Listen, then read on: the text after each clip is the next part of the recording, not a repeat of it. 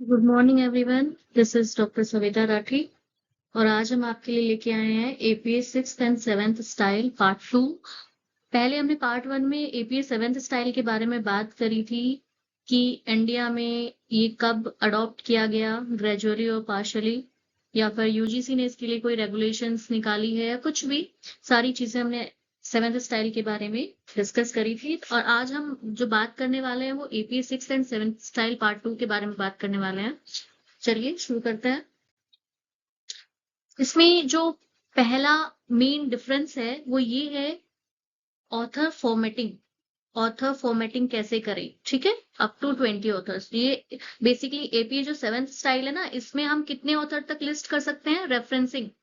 ये रेफरेंसिंग के लिए है। जो आप बिब्लियोग्राफी में जब ऑथर्स लिखते हो ना, पीछे एड्रेस करते हो, जहां पे से भी आपने काम या तो आइडिया लिया है या फिर आप कुछ भी ले रहे हो अपना टेक्स्ट अपनी थीसिस में या रिसर्च पेपर में, तो जब आप साइट करते हो तो एपी सेवेंथ स्टाइल में आप 20 ऑथर्स तक लिख सकते हो, ठीक है। लेकिन एपीएस सिक्स स्टाइल में आप कितने तक लिखते थे? सेवेंथ स्टाइल, सेवेंथ ऑथर्स तक लिखते थे, सॉरी। अगर 7 से ज्यादा ऑथर हो गए तो जो पहले 6 ऑथर है वो लिखेंगे, देन उसके बाद एलिप्स एलिप्सिस लगा देंगे। एलिप्सिस यानी कि एटॉल, ठीक है, लास्ट वाले के साथ। जैसे कि एपीए सेवेंथ स्टाइल का ये सैंपल है, स्मिथ जे ए स्मिथ। आपका लास्ट नेम है, ये middle name first name, last name middle name first name, last name middle name first name, ठीक है।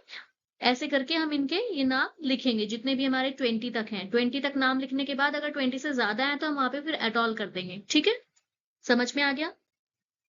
सेकंड है पब्लिशर लोकेशन। पब्लिशर की लोकेशन, तो जो एपी सिक्स स्टाइल है उसमें हमें सिटी, स्टेट, कंट्री वो सब कुछ इंक्लूड करना होता था। हमें लिखना होता था कि कौन सी सिटी में रिसर्च पेपर लिखा गया या फिर पब्लिश हुआ, कौन से स्टेट में या फिर कौन सी कंट्री में। लेकिन एपीएस सेवेंथ स्टाइल ने इसमें आपको छूट दी है। उन्होंने कहा है नो लोकेशन नीडेड, सिर्फ पब्लिशर का नाम चाहिए उनको, लोकेशन की कोई जरूरत नहीं है, ठीक है। For example AP six style में जब आप लिखते थे तो जैसे न्यूयॉर्क है तो आप वहां पे एनवाई लिखेंगे और जो पब्लिशर है वो है विली, तो आप एनवाई कॉलन विली करके लिखेंगे। लेकिन एपी सेवेंथ स्टाइल में क्या करना है, आपको सिर्फ विली लिखना है, आपको लोकेशन की नहीं लिखना है, ठीक है। थर्ड है e books and online sources. E books और ऑनलाइन सोर्सेज को कैसे साइट करें? तो एपी सिक्स स्टाइल में क्या लिखा था, यूज रिट्रीव्ड फ्रॉम, या आपको ये वर्ड लिखना होता था रिट्रीव फ्रॉम, एंड देन उसके बाद यूआरएल की फॉर्म में लिखना होता था जो HTTP करके होता है, वैसा करके, ठीक है।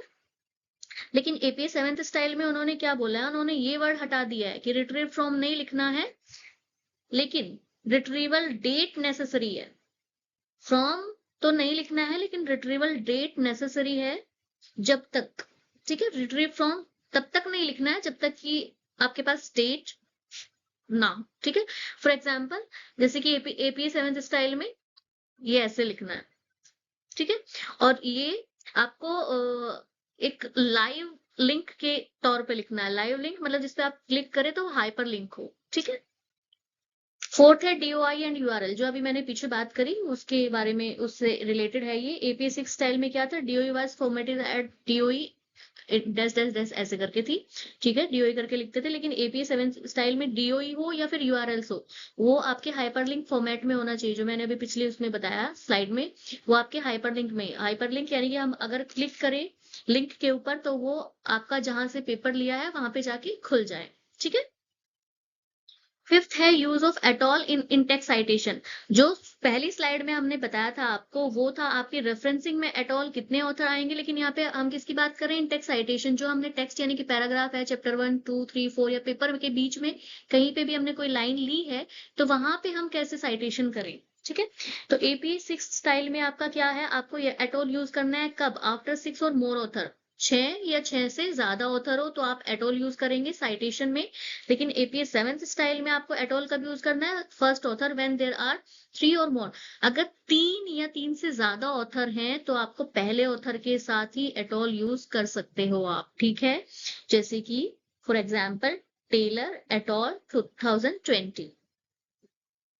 एपीएस स्टाइल में आपको 6 ऑथर का नाम लिखने के बाद एटॉल यूज करना होता था साइटेशन में, ठीक है। और रेफरेंसिंग में भी सेम पैटर्न था कि आपको 6 ऑथर लिखेंगे, देन 7 ऑथर, 6-7 ऑथर लिखेंगे, देन उसके बाद एट ऑल लिखेंगे। लेकिन यहाँ पे एपीए में ये फर्क है कि आपको एपीए 7th में जब रेफरेंसिंग करते हैं तो आपको 20+ ऑथर होने चाहिए, यानी कि 20 तक आप लिख सकते हो। और लेकिन जब साइटेशन करोगे तो आप पहले ऑथर के साथ ही लिख देते हैं एट ऑल, ठीक है। 6th है फॉन्ट फ्लेक्सिबिलिटी। एपी 6th में स्ट्रिक्टली कहा था उन्होंने टाइम्स न्यू रोमन यूज करनी है, 12 पॉइंट फॉन्ट साइज होना चाहिए। लेकिन एपीए 7th स्टाइल में इन्होंने मल्टीपल फॉन्ट ऑप्शंस दिए हैं, जैसे कि time new Roman 12 with size of font, Calibri के साथ 11 फॉन्ट साइज रख सकते हैं, एरियल के साथ 11 रख सकते हैं, ठीक है, as long as they are readable and use consistently, ठीक है। तो ये बहुत एक फ्लेक्सिबिलिटी इन्होंने दी है एपीए 6-7 के कंपैरिजन में। 6 में कोई फ्लेक्सिबिलिटी नहीं थी, लेकिन 7th में इन्होंने काफी सारी चीजों में फ्लेक्सिबिलिटी दी है। 7th पॉइंट है gender neutral language. APA 7th style में इन्होंने जेंडर न्यूट्रल लैंग्वेज यूज करने के लिए बोला है। इन्होंने क्या कहा है, encourages inclusive bias free language including singular they, ठीक है।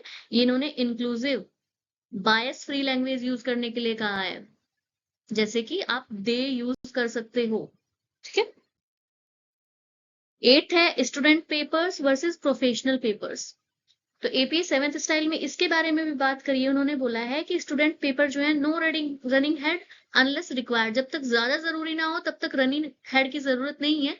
Include course info on a title page, जो आप कोर्स है यानी कि जो भी आपका टाइटल है या फिर जो आपका जिससे रिलेटेड जिस कॉन्टेक्स्ट में है वो आपका टाइटल पेज पे होना चाहिए, ठीक है। प्रोफेशनल पेपर्स के लिए क्या है, retain running head and abstract, ये रनिंग हेड भी होगा और एब्स्ट्रैक्ट भी होगा, ठीक है। 9th है वेबसाइट साइटेशन। अब वेबसाइट को कैसे साइट करेंगे, एपीए 7th स्टाइल में इन्होंने बोला है कि वेबसाइट का जो नेम है उसको as the source and no longer italicise, जो हम एज इटैलिक करके लिखते थे ना टेढ़ा, वैसे नहीं लिखना है वेबसाइट का नाम, ठीक है, जब तक कि एक रिपोर्ट और बुक हो।